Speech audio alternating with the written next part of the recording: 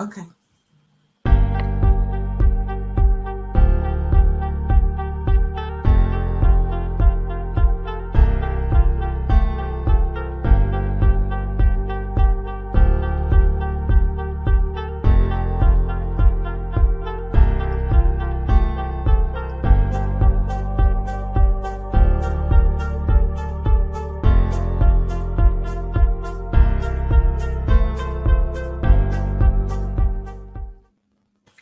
Good evening, everyone. How are you doing?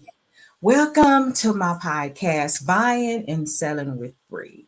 First of all, I want to say I am so glad to be back. I have been gone for a couple of months, but I just want to also thank Kesha Cash for working with me during my absence, while I, got things together.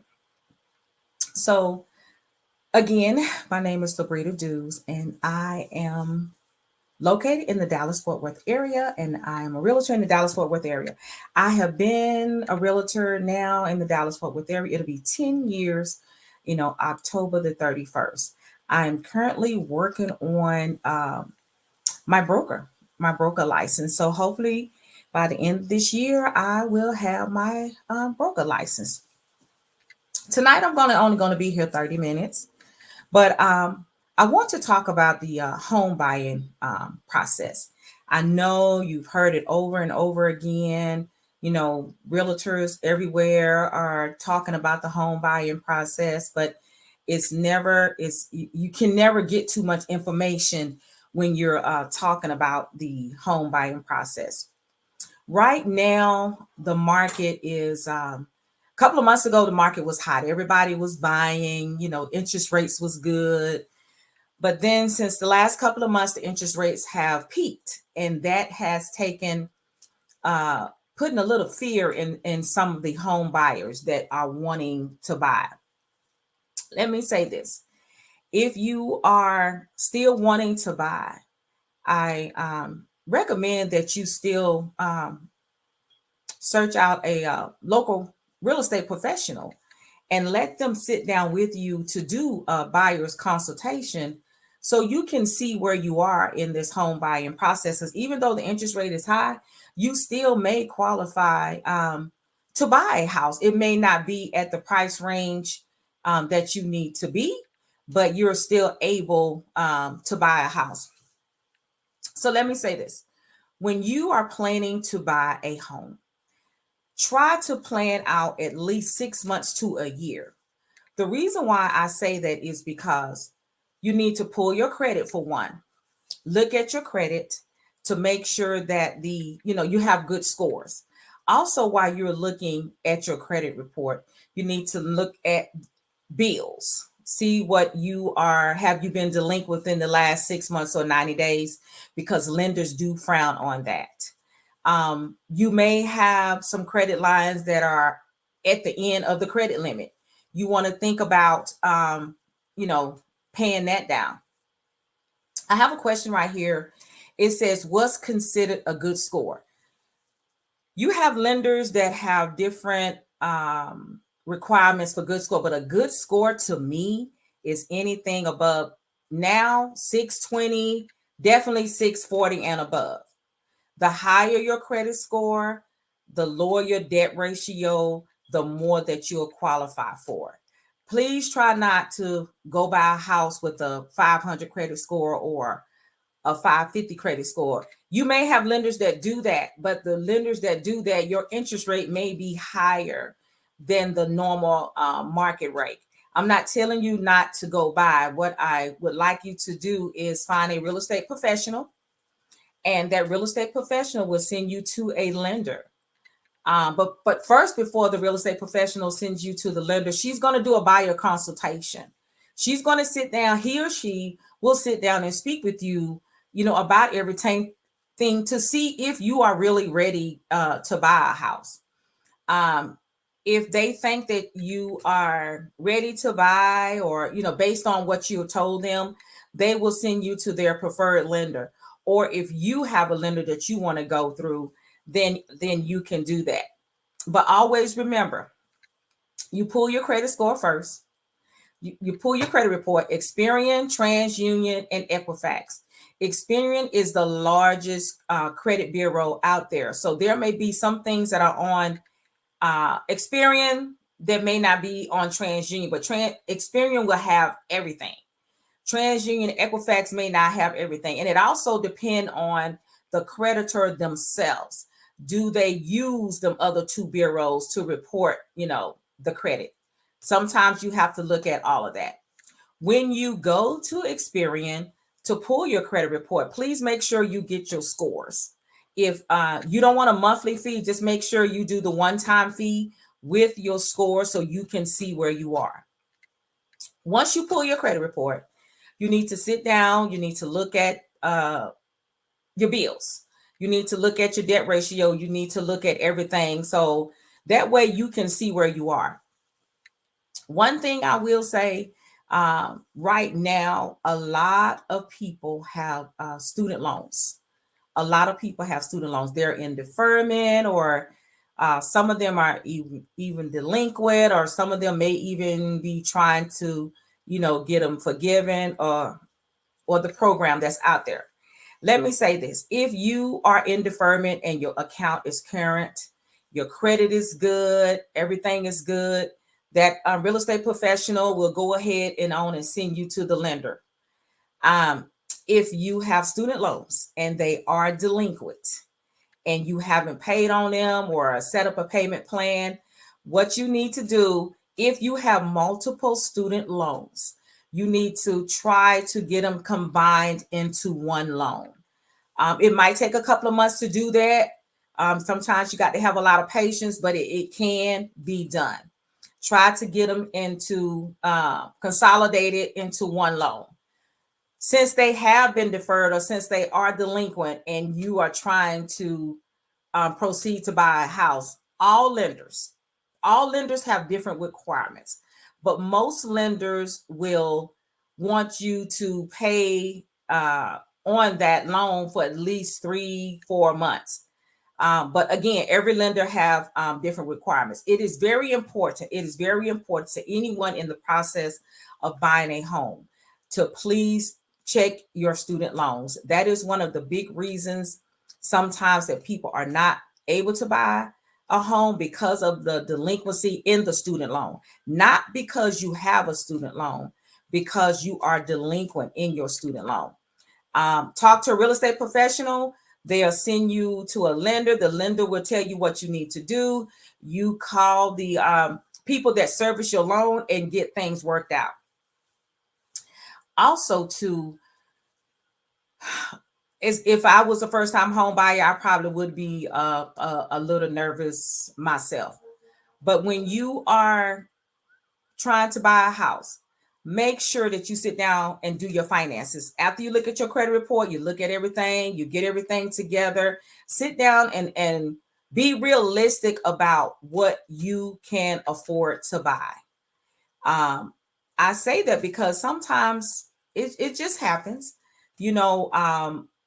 Buyers want to live over here, but they only can't afford over here. And being that the interest rate is higher than what it used to be, some people may not qualify for as much as they did when the interest rate was down to, 4 or 5%, because it is at 7% right now. So being that it is high, it may make you qualify for a little less. Again, speak to a preferred lender about that. Once you look at your credit report, do an evaluation, sit down and have a buyer's consultation with a realtor.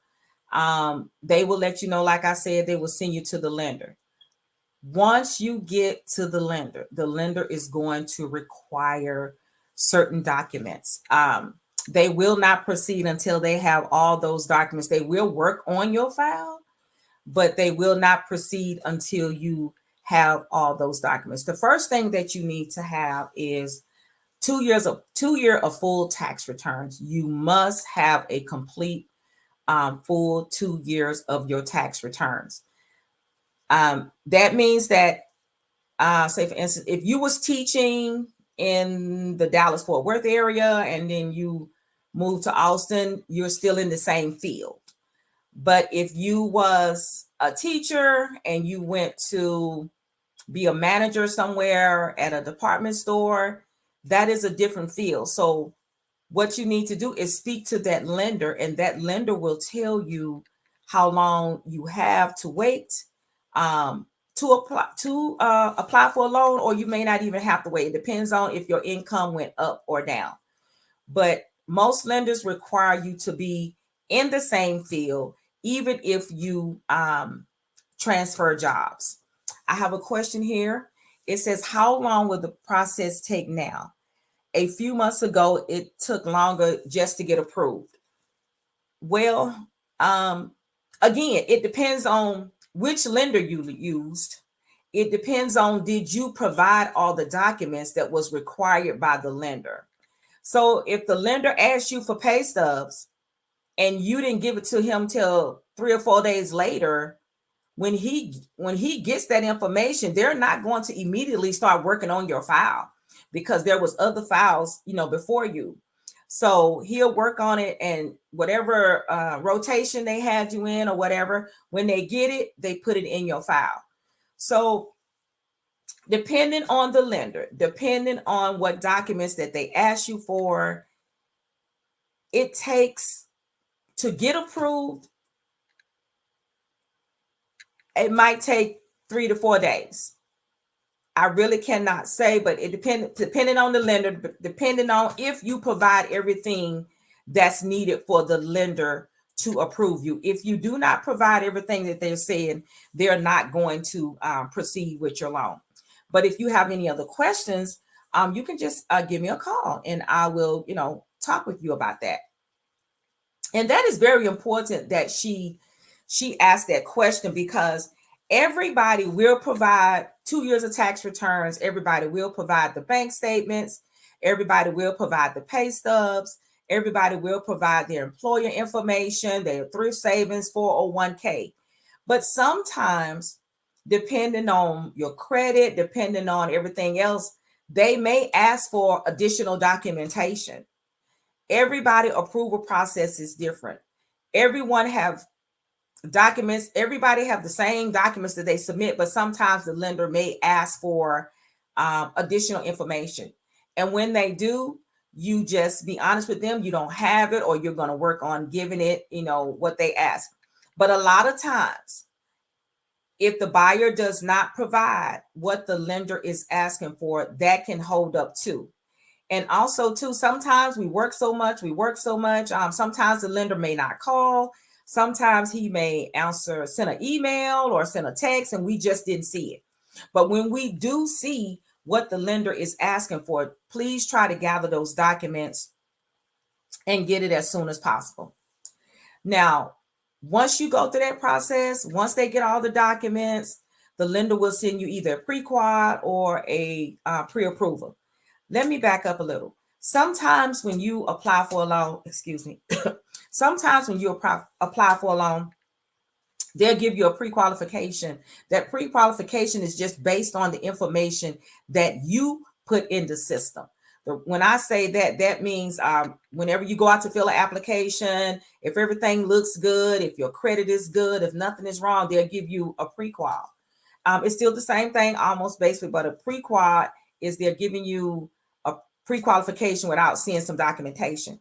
A pre-approval means that they've seen all the documentation that's needed to move forward with the full process. So, every lender, some lenders still, even after they get all the documents, it still will say pre-qualification. Like I said, every lender has their process of doing things. Once you get your pre-approval, it'll have what you qualify for, which is called your buying power. That means that you cannot go over what the lender has pre-approved you for. So when you first sit down and you talk to your real estate professional, they ask you where you want to live. They ask you, what you think your payments will want to be or whatever. And sometimes what we think we qualify for, the lender may not qualify, say we qualify for that amount. So sometimes as first time home buyers always to have different options. If you can't buy over here, we'll take, we'll live on this side, or, sometimes you have to go where, your pre-approval. And if not, you just have to work harder to get your, to live in that area. So be mindful and be respectful of that real estate professional. Whatever the lender says you're approved for, whether it's 300, which is very hard to buy a house nowadays, for $300,000. So it's like 400,000 is almost like the minimum price to buy a house now. And especially with the interest rates where they are, it's you really have to be on top of your game. So when you're out to buy a house, you as the buyer can also research the neighborhoods that you would like to live in. Whether it's new construction or whether it's pre-owned, you too can do your own research. So when you do have their real estate professional, they'll have some kind of idea of okay, where you want to live, and then they will know more about that market. Just be mindful that when you are if you're looking to buy a new construction, some lenders require you to get approved through their lender, but that doesn't mean that you have to use their lender. They just want to make sure that you qualify for the house that you are putting a contract in on. But you still can use your lender. When you don't use the builder's lender, this is something that all builders are doing. You will not get some of the incentives. You will get you will not get all the incentives that they are given. So every builder has different incentives. Every builder, gives a different dollar amount, everything. So what is the down payment on a $400,000 loan? It all depends on if you're doing VA is no down payment. If you're doing conventional, FHA is 3.5%. Conventional can be anywhere from 3.5% to 5%. Again, everything will depend on your credit, what your down payment will be. So the veterans, they don't have any down payment. Conventional, it can be from anywhere from 3.5% to 3 to 5%, again, depending on your credit. And FHA is 3.5%. So I just hate to keep saying this. Everything will also depend on your credit. So also as a first-time home buyer, there are certain down payment assistance program that's available out there. Be mindful, everyone will not qualify for the same down payment assistance program. Again, it's credit.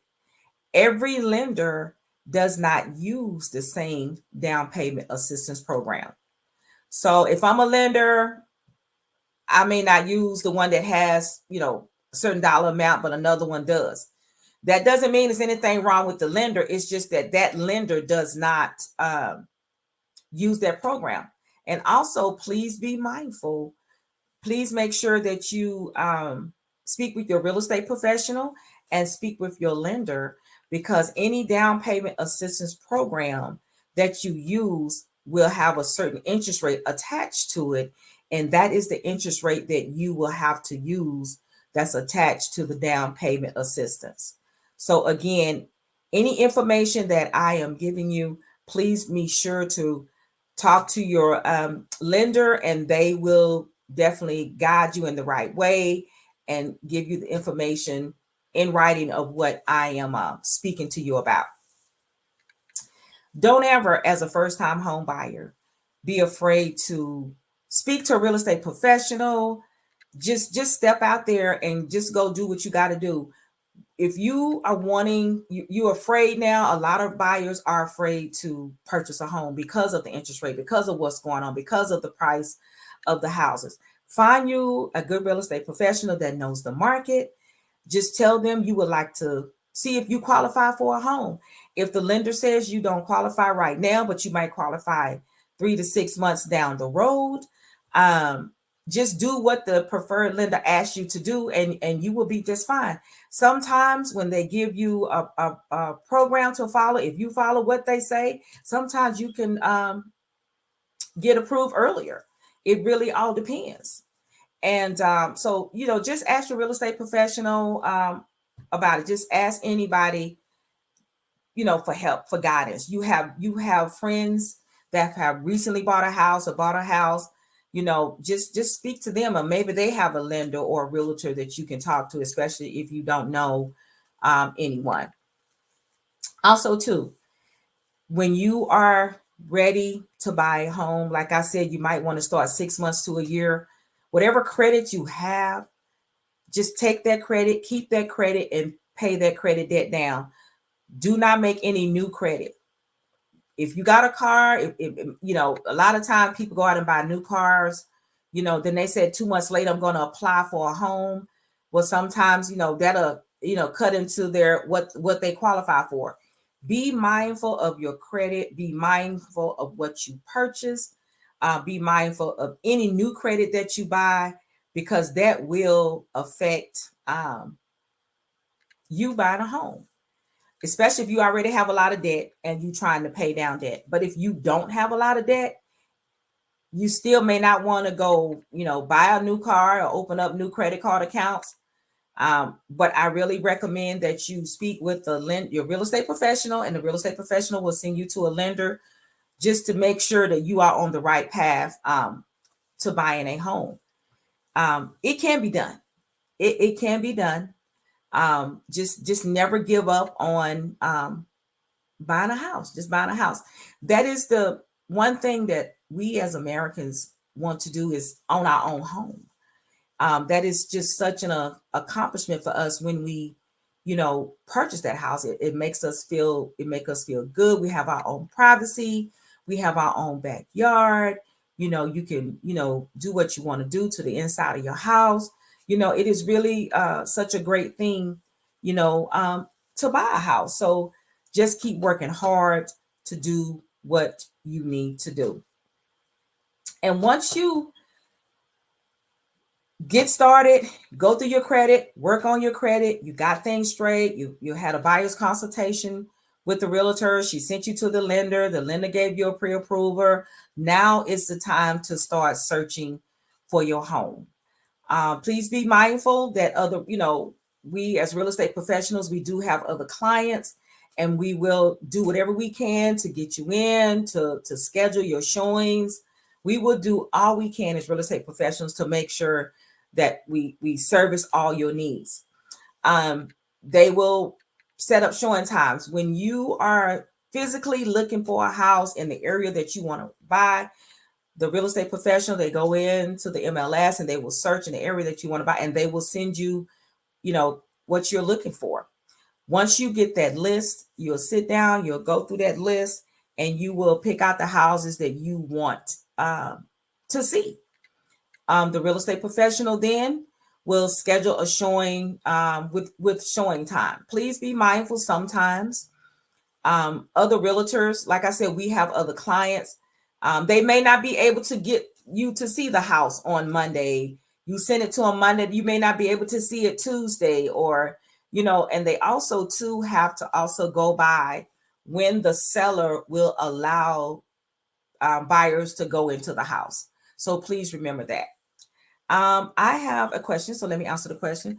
What are the top 3 areas in DFW that home buyers are going to? That is really a hard question to answer, because it really all depends on the school district that you want to live in. It really all depends on how much you want to pay for a house.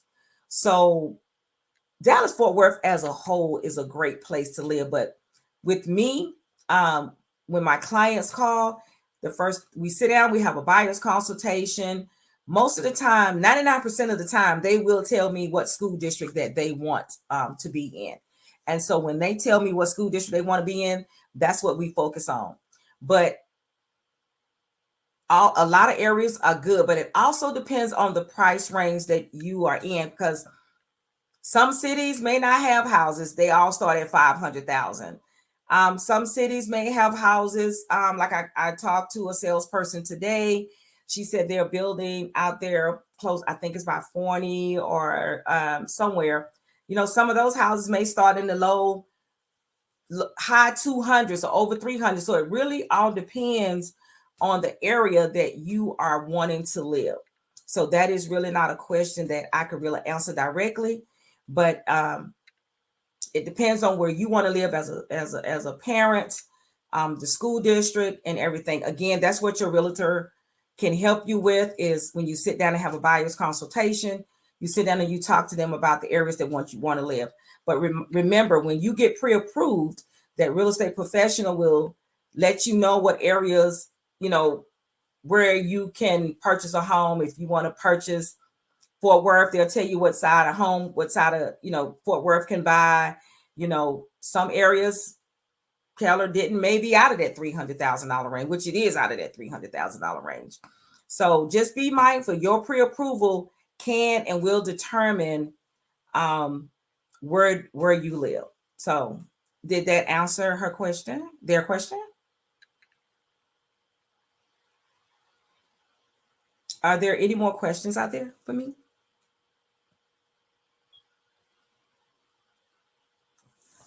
So I'll be back next week. I'm only on for 30 minutes tonight, but are there any more questions? And I will continue the home buying process with the different type of loans that are available out there. Are there any more questions? Okay. Let me say this before I go. If you are out there and you're just tuning in and you already have a home and you want to do a podcast, contact Kesha Cash and she can help you start your podcast information. Kesha, can you put your information up there where they can contact you if they are interested in starting their own podcast? And also, too, I'm going to give you some information about the podcast that the Power team have. So just finish, please.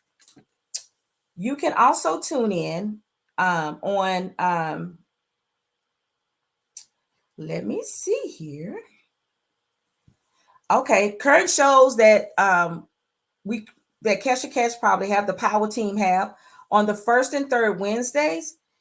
You have your host and CEO Kesha Cash and Dr. Real with current events. On the first and third Thursdays, you have Essentials Pedagogy Podcast. The host is Steph the Educator. On the second and fourth Thursdays, you have the Mompreneur Podcast, host with Robin Kelton. She has different business owners on her show. So if you are a small business owner and you are out there and you want to try to get your information out, contact the Mompreneur Podcast, Robin Kelton, and she will see what she can do. And then you have me on the third and fourth Mondays, Buying and Selling with Bree. I am your real estate professional, giving you information about purchasing a home, buying a home, or even selling or leasing a home. So if you are wanting to start your own podcast, or if you have want to just be a guest on any of our podcasts, just inbox me or call me at 817-935 0062, or you can just email me at labrita.theklsgroup@gmail.com. I just want to thank everybody for listening in tonight. It's been a couple of months since I've been here, so I'm just trying to work out the jitters again. I'm going to be here next week again. I'm going to be continuing the home buyer process with the different type of loan products. I may have a special guest, a lender, speaking with you all about the home buying process, because sometimes it's best to come to the professionals that actually do it. I can give you what's written, but sometimes it's good to get it, from the horse's mouth themselves. But again, as a first-time home buyer, if you are out there, you wanting to start to buy a house, 6 to 9 months, start saving now, making sure you look at your credit, making sure you get everything down, pay your debt down. But the main thing I always say again, please make sure if you have student loans, consolidate all your loans, try to get one bill down, try to get it into one payment. because that is another thing that is hurting a lot of home buyers, because you cannot get a loan when you are delinquent in your student loans. But if you are current in your student loans, even if they are in deferment, you can buy you a house. The lender will set up you maybe a small payment, but you are good. Always remember to talk to a real estate professional. I know we talk to our friends about this, and this, and this, and this, but always remember to talk to the professionals, and they will guide you to the correct people, that you need to talk to. Thanks everyone for tuning in to Buying and Selling with Bree. I am so glad to just to be back. The jitters are gone now. So thank you, Kesha Cash, for working with me all these couple of months. And I'm sorry you had to keep re-showing my shows, but I am back now. But just thank you again. Again, if you want to start your own podcast, contact Kesha Cash. Miss Kesha Cash, can you also put the information on there so they can see the other people that have podcasts and maybe they want to tune in to one of them? So again, thank everyone for coming. I truly, truly appreciate you. Okay, so she put her email up there. So you can email her to start your own show, or you can email her to get the information about everyone that has a podcast. Power Team is going strong. We're going to be good. We are growing. So like I said, if you want to be a guest on my show, if you want to be a guest on any other show, just email me at labrita.theklsgroup@gmail.com, or you can call me at 817-935-0062. Thank you so much for tuning in tonight. I greatly appreciate everyone. Have a good night.